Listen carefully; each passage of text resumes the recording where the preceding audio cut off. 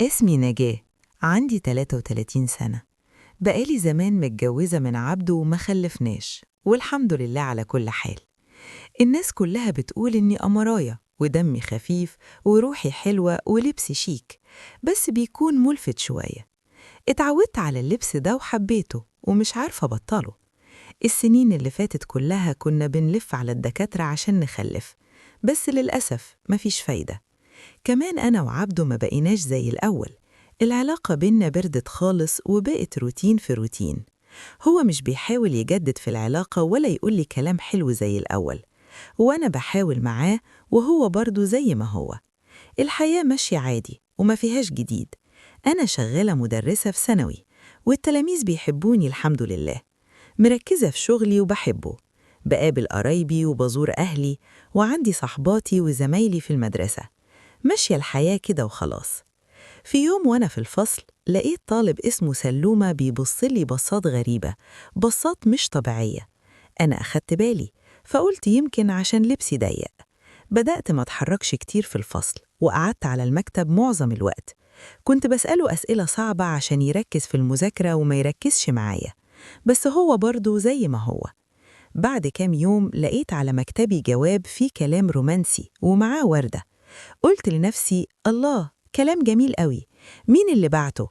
وبعدين قلت أكيد طالب من اللي عندي وخلاص. فرحت بالكلام زي أي ست بتفرح بالكلام الحلو. الموضوع ده اتكرر كذا مرة، كل يوم أروح الفصل ألاقي جوابات على مكتبي. قلت لنفسي لأ، كده ما ينفعش، ده أكيد الطالب اللي كان بيبص البصات الغريبة. معقولة؟ متعلق بيا للدرجة دي؟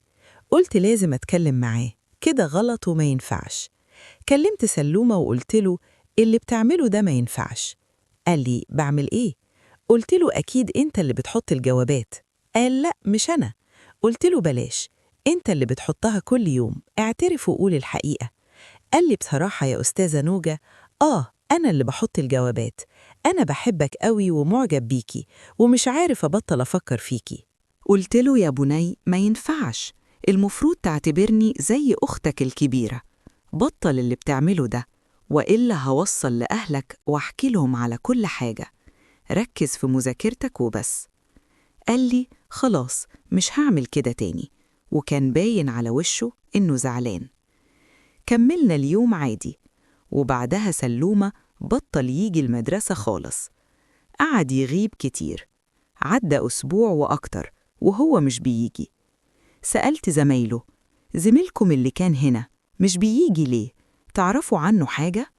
قالوا لي لأ ما نعرفش. واحد من زمايله قال أنا معايا رقمه. حاول يتصل بيه، لقى تليفونه مقفول. اداني الرقم، وأنا كمان حاولت أتصل بيه كتير، لقيت التليفون مقفول. بعد كده رحت أسأل عليه في شؤون الطلبة، يمكن ألاقي رقم أهله. ما لقيتش رقم، بس لقيت العنوان اللي عايش فيه. خدت العنوان وفكرت أروح له ولا لأ، وبعدين قررت إني لازم أروح وأسأل عليه. رحت له فعلاً وخبطت على الباب. فتح، ولما شافني كان مصدوم من الفرحة. قلت له إيه يا سلومة؟ فين؟ مش بتيجي المدرسة ليه؟ زمايلك بيسألوا عليك. قال لي أنا تعبان قوي يا أستاذة نوجة، عندي برد جامد وسخونية. قال لي اتفضلي ادخلي.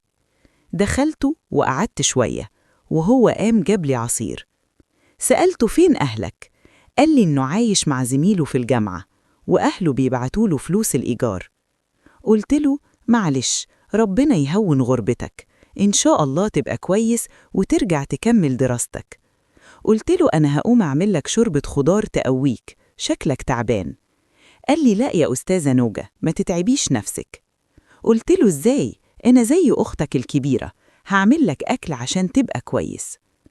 ولما روحت البيت بالليل كنت بفتكر اللي حصل. افتكرت الوقت الرومانسي والكلام الحلو اللي كان بيقولهولي ونظراته.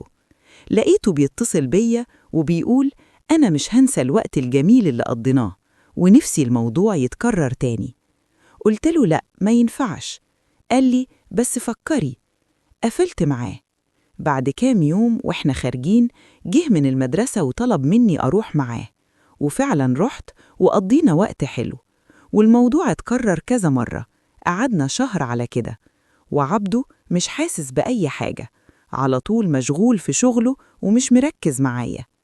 فجأة بعد فترة حسيت بالذنب، وقلت اللي بيحصل ده ما ينفعش، لازم أغير حياتي وأطلب الطلاق من عبده وأبعد عن سلومة.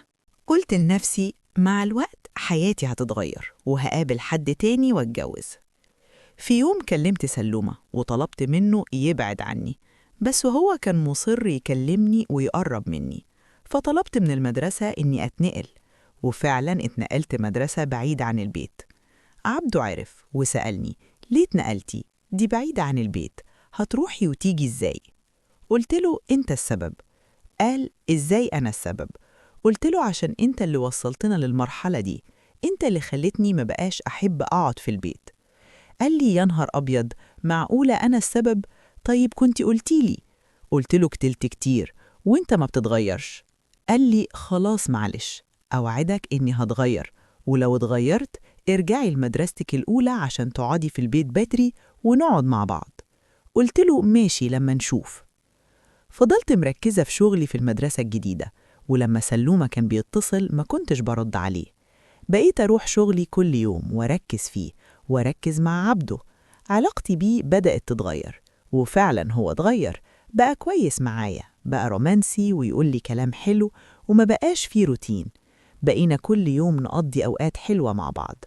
بس أنا برضو حاسة بالذنب من ناحية عبده، حاسة إن المفروض أحكيله اللي حصل، مش عارفة أقوله ولا لأ. عايزة أحكيله بس خايفة ما يسامحنيش. يا ترى لو حكيت له هيسامحني ولا لأ؟ نفسي أحكيله وابدأ معاه صفحة جديدة ويبقى عارف كل حاجة، بس مش أي راجل ممكن يسامح في حاجة زي دي. أنا محتارة ومش عارفة أعمل إيه. القصة دي بتورينا قد إيه المشاكل اللي جوه البيت ممكن تخلي أي حد يدور على حاجة بره، حتى لو كانت غلط.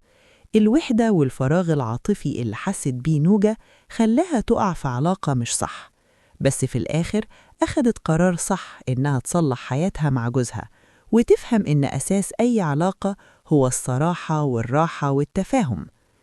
القصة كمان بتأكد إن لما بنحاول نصلح الغلط بيكون في أمل كبير إن كل حاجة ترجع مكانها أو حتى تبقى أحسن من الأول. المهم إننا نواجه أخطائنا ونحاول نصلحها ونبص لقدام، عشان نقدر نعيش في سلام مع نفسنا ومع اللي بنحبهم.